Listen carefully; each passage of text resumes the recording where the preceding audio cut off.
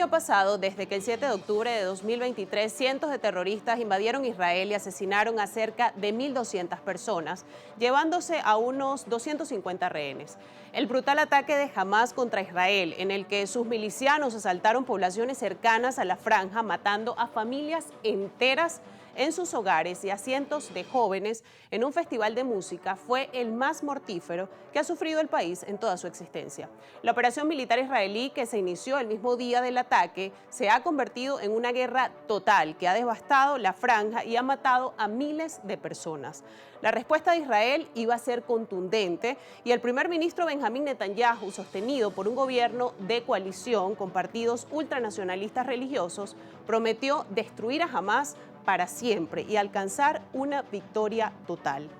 En Gaza es una de las guerras más largas que Israel ha librado desde su creación como Estado y aún no hay un final a la vista. Israel is at war. We didn't want this war. It was forced upon us in the most brutal and savage way. But though Israel didn't start this war, Israel will finish it.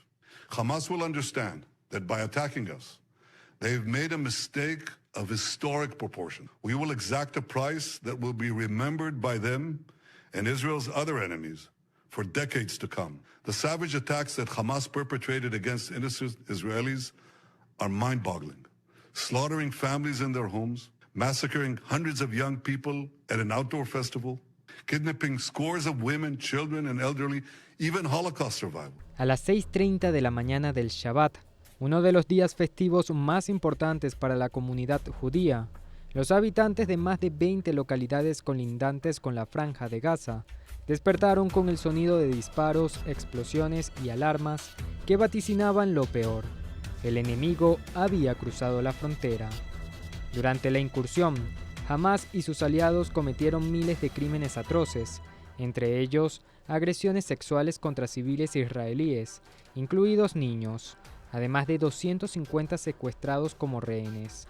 Fue la primera invasión del territorio israelí desde 1948, año de su fundación como Estado. La brutalidad de los asesinatos y el número de rehenes tomados solo podía tener una acción militar. El gabinete israelí ordenó el mismo día la operación Espada de Hierro. Un año de guerra y extrema violencia han dejado una devastación sin precedentes en la región y cifras catastróficas. Cerca de 42.000 personas han sido asesinadas en la Franja de Gaza y 9 de cada 10 gazatíes han sido desplazados de sus hogares. Según la ONU, casi 2 millones de los 2,4 millones de habitantes del enclave palestino han tenido que abandonar sus hogares. La crisis humanitaria que ha dejado la guerra es una de las más graves del mundo, en un territorio que ha quedado en ruinas. Mientras Gaza ha quedado reducida a nada y el grupo Hamás diezmado en sus capacidades, el conflicto se ha trasladado al Líbano y los temores de una guerra total en todo Medio Oriente cobran cada día mayor fuerza. En las últimas semanas, Israel ha dejado más claro que nunca que su ofensiva no se centra únicamente en Hamás. Las explosiones de Vipers y walkie-talkies de miembros de Hezbollah en el Líbano, los bombardeos en distintas regiones del país, incluida la capital, han trasladado la ofensiva israelí hacia Hezbollah. La muerte de Hassan Nasrallah, líder del grupo, en un ataque aéreo israelí, ha centrado la atención en los grupos armados apoyados por Irán, que se dedican a contrarrestar la influencia estadounidense e israelí en Medio Oriente. Irán también entró en una escena atacando a Israel con el lanzamiento de 200 misiles balísticos. Formalmente, Israel se enfrenta con el llamado Eje de la Resistencia. El Eje de la Resistencia es una red de aliados impulsada por Irán, marcadamente antiestadounidense y anti-israelí. Está compuesta principalmente por Irán, Siria, el grupo Hezbollah en el Líbano, las milicias chiitas en Irak, Afganistán y Pakistán, grupos militares en territorios palestinos y por los hutíes de Yemen. Los grupos reciben apoyo iraní y comparten el odio de Irán hacia Israel y Estados Unidos, pero también tienen sus propios intereses y no están totalmente controlados por Teherán. Hamás, por ejemplo, no coordinó con Irán su asalto a Israel del pasado octubre, según funcionarios árabes y estadounidenses. En esta ecuación, Irán funciona como el ancla, al proporcionar armas, entrenamiento y apoyo financiero. Hezbollah, por parte, aporta el mayor arsenal no estatal del mundo.